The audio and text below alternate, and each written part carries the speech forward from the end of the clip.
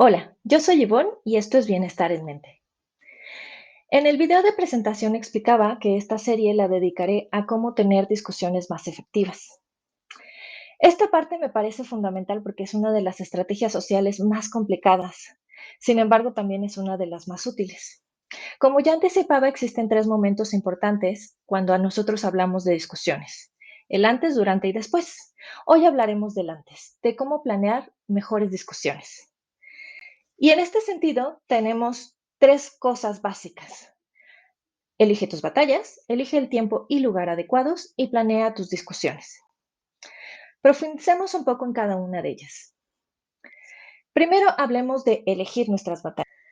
Es verdad que a veces recibimos alguna provocación o que estamos enojados, sin embargo no nos podemos involucrar en cada discusión posible. Eso solamente nos desgastará y a veces desgastará a la relación con la persona que tenemos enfrente. Ciertamente nosotros podemos pelear con quien sea, pero lo más frecuente es que peleemos con nuestras personas más cercanas, es decir, la familia, la pareja, los amigos, incluso las relaciones laborales. Cuando nosotros nos involucramos en discusiones muy seguidas con una misma persona, lo más seguro es que vamos a crear resentimiento y esa persona hacia nosotros. ¿O acaso no? De repente ves a alguien venir y dices, ay, qué horror, y viene otra vez, me duele el estómago. Ya sé que se va a poner furioso o furiosa y que no lo voy a soportar. Para evitar este desgaste, es importante elegir adecuadamente nuestras discusiones, a menos de que vayas a poner un límite claro o que a partir de esta discusión podamos reanudar la relación desde un punto diferente, es decir, llegar a un acuerdo.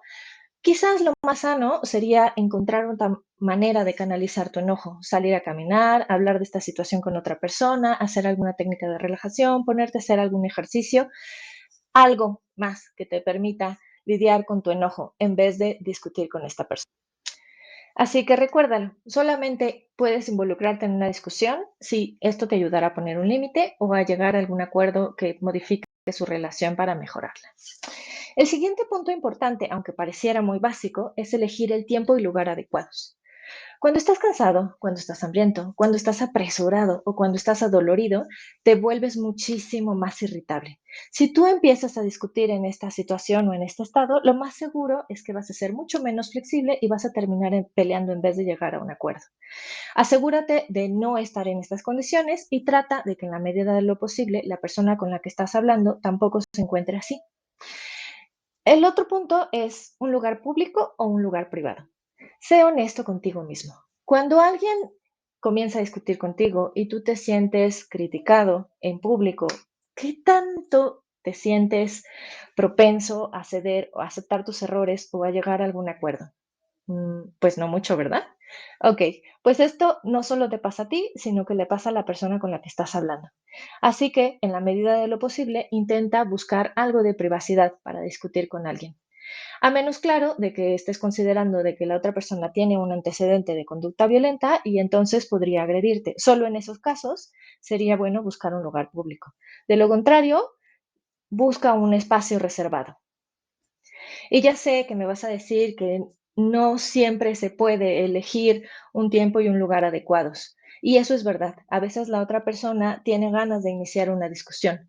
Pero si esto te pasa, intenta aplazarlo. Dile algo como, sí, es verdad, este tema es muy importante, eso también me preocupa, realmente quisiera arreglarlo, sin embargo, creo que en este momento no estamos en las mejores condiciones. Y trata de agendar un tiempo y un lugar mejores para discutir esta situación.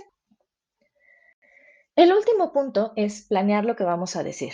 Este es quizás uno de los temas más centrales de este pequeño bloque. Muchas veces llegamos solamente a dejarnos guiar por la situación y esto realmente no llega a buen puerto. Para poder discutir adecuadamente con alguien y tener argumentos claros, es importante hacernos varias preguntas previamente. Es importante saber qué de esta conducta específica que está teniendo la otra persona es lo que me molesta. Y si acaso estoy experimentando algunas otras emociones alrededor de esta situación. La mayor parte de las veces pensamos que llegamos a una discusión solo por el enojo, pero muchas veces lo hacemos porque nos sentimos ignorados, maltratados, heridos, desplazados o rechazados. Y muchas veces nuestro enojo cubre estas emociones. Así que es importante tenerlo claro.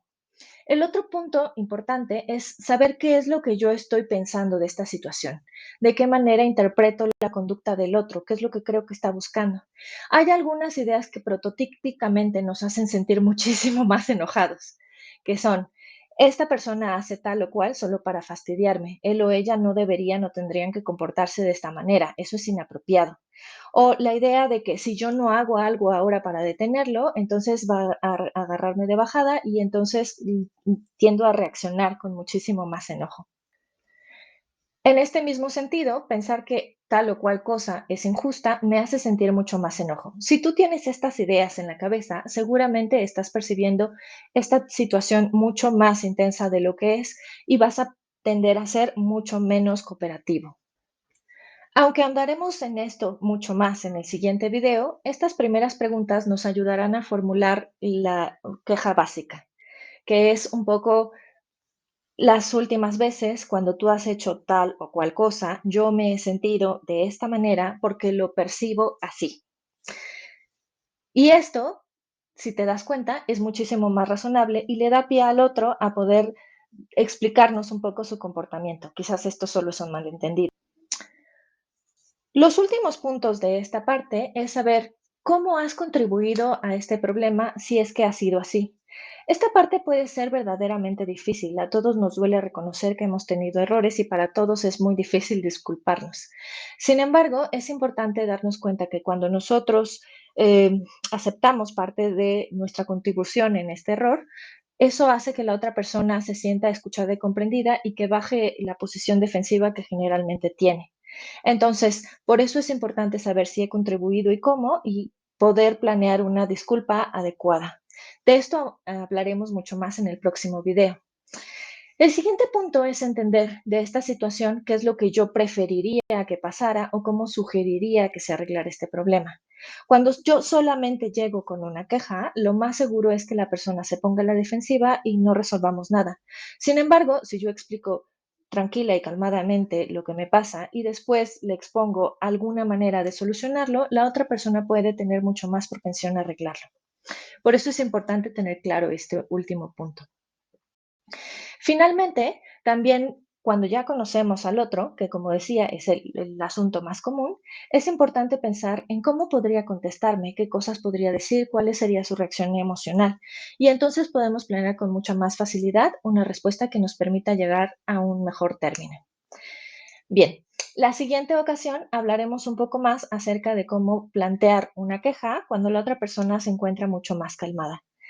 Y videos más adelante veremos qué hacer cuando la otra persona reacciona de una forma violenta o agresiva.